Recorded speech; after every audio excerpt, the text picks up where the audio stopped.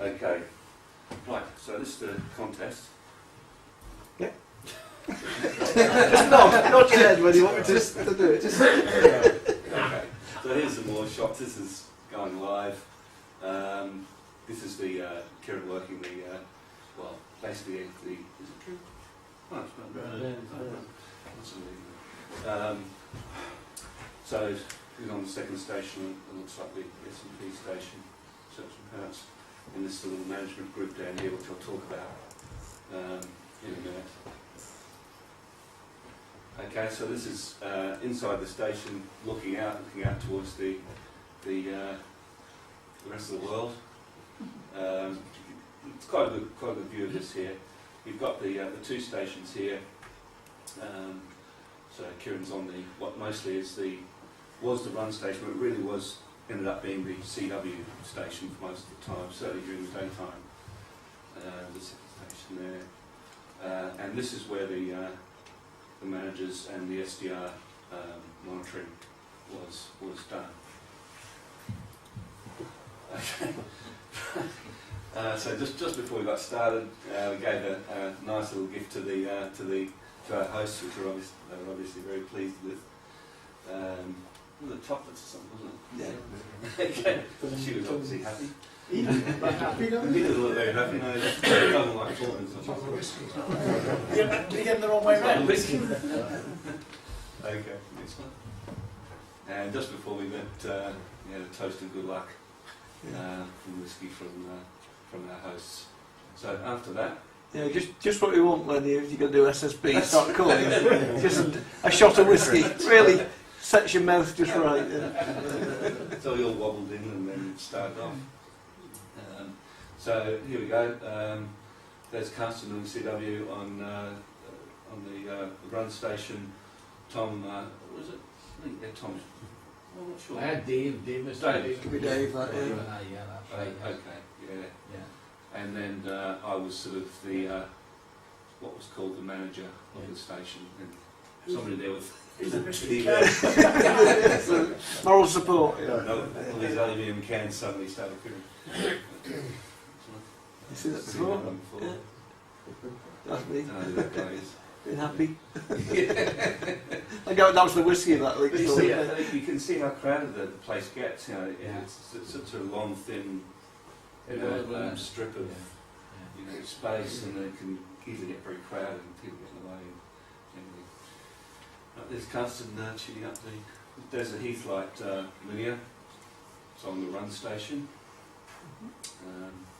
There's a good shot of that. It's massive. Okay, talking about contest management now. Essentially, I mean, basically it was a fairly well-oiled machine. I think we got our schedules, operating schedules, in advance, and we saw in the house that we all sat down and agreed on who should do what and when, and organised sort of shuttles back and forth to the house and the operating site for meals, etc. So that was quite smooth. I was one of the lucky ones had one of the mostly day shifts, and Kieran, Dave and Tom did the sort of graveyard shift on the Saturday night, Sunday morning. Just quickly, just on the contest, for those not familiar with it, and we talked a little bit about it before, but it was for 24 hours, so it was noon to noon, or 1 p.m. to 1 p.m. between the Saturday and the Sunday on the weekend, the last weekend of July. It's the only contest now that we actually do dual mode. Is that right? So CW, so Morse and voice on SSB. So it's a little bit more complicated than what we usually do, which is either CW by itself or SSB, or sometimes radio type. So essentially,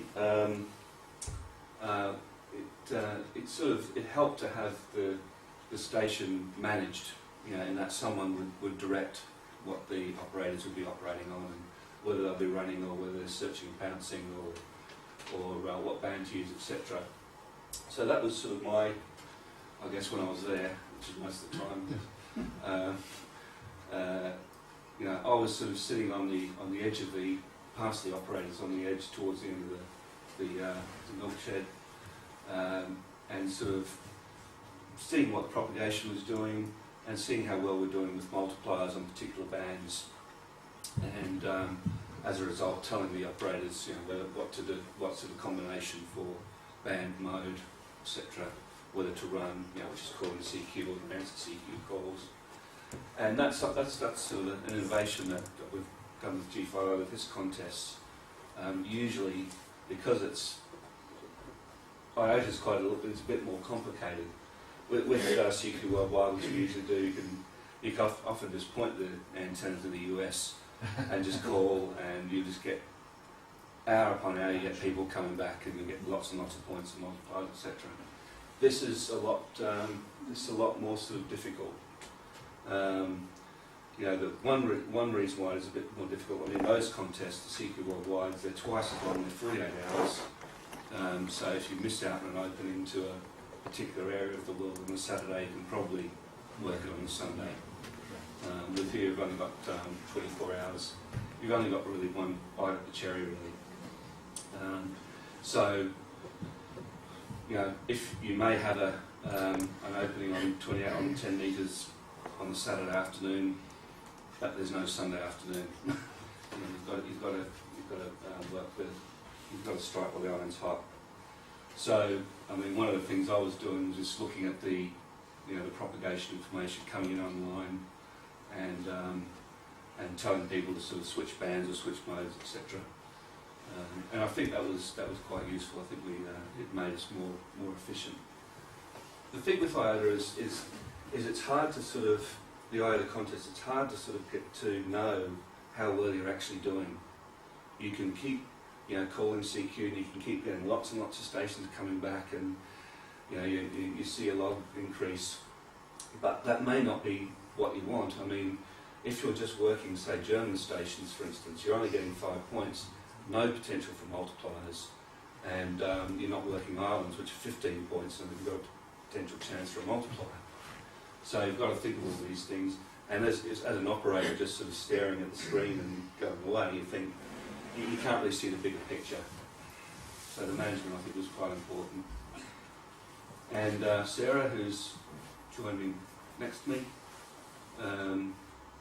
she was actually looking at an SDR screen, a software-defined radio screen, a laptop, the broadband of the whatever band she was listing, looking for sideband mults. So islands that we hadn't worked on single sideband on a particular band. And pretty much was a thankless task, really, but it was necessary. It's one of the other things which is quite unique to IOTA, is that the multipliers will not sort of jump out at you. They're usually sort of, with a lot of islands, there are often just one or two very low power stations, which are often sort of disguised in the noise and very hard to pick out. So it's good to have someone else sort of helping along with that. So this is what Sarah will be looking at. Here's a software-defined radio band map. A broadband. Well, you can see virtually a whole, band really. One amateur, here's 20 meters, and all these sort of individual streets are separate sideband stations. So you can get a very good idea of what's going on in the band, and you just sort of click your mouse into each of these stripes and listen to see if there's a multiplier there, if it's an island that you haven't worked. And you can tell the sideband operators to switch onto that station and talk to them and get the points. We didn't need that for CW because that's all automated. The CW skimmer, which is one of a great invention, very not everyone's cup of tea, but you don't have to listen. A software-defined radio like this will be plugged into a computer, and the computer will pick out each of those signals and tell you what station's calling. Absolutely amazing. So it's basically making people redundant really. But it meant that we could sort of use this for SSB and let the machine take over for CW. And you can just see here, here's the lower part of the 20 metre band, here's the CW, all those little strips are individual stations, and this make Aptos and dashes, etc. Amazing. Here's the digital sections, PSK, a bit of RITI, etc. And then you go into the sideband.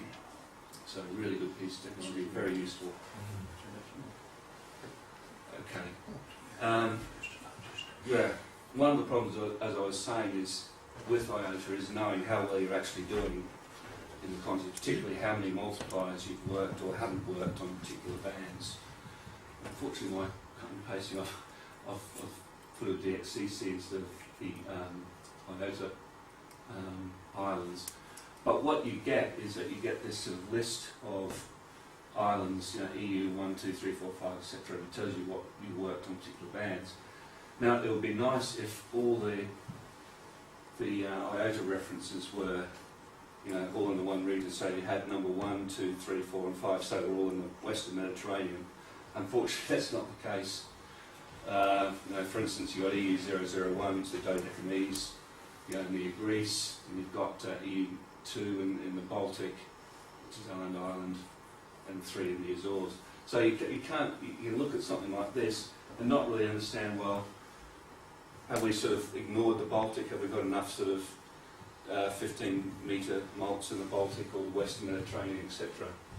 And so the idea is to sort of enter this sort of information into a spreadsheet, and you can sort of work out how well you've done in particular regions and etc. So in one case, we were low on 21 megahertz mults to the Western Med. If that was the case, we'd check the propagation, and if it was open to that area, we'd go on 20 metres and start looking for multipliers, etc. The problem is it's just so bloody hard work to fill that in. Okay, one of the other things that we did, we've done it before, we've used a remote spotting station where someone sort of listened in and sort of told the operators, right, I've spotted a mult here, go and work it, And in this case, we set up a, remember the trailer? Yeah. Set up one of the spare rigs in here, and someone was just listening, tuning the band, and trying to pick up if there was a station that we hadn't worked. The other thing we were doing as well, particularly on the Sunday morning, was trying to listen for evidence of a 10 metre opening, because that was a band that was a bit sparse, we hadn't worked hardly anything on. So we wanted to see sort of we got evidence, we heard beacons, we heard stations on there, and there was a bit of babble going on. We'd tell the ops to go and jump on and work stations. And we did. That helped us find a 10 metre opening, which was to Scandinavia. So we got on the bands and started getting a few mults. So it was quite helpful. All that. Yeah, that's it. Christina.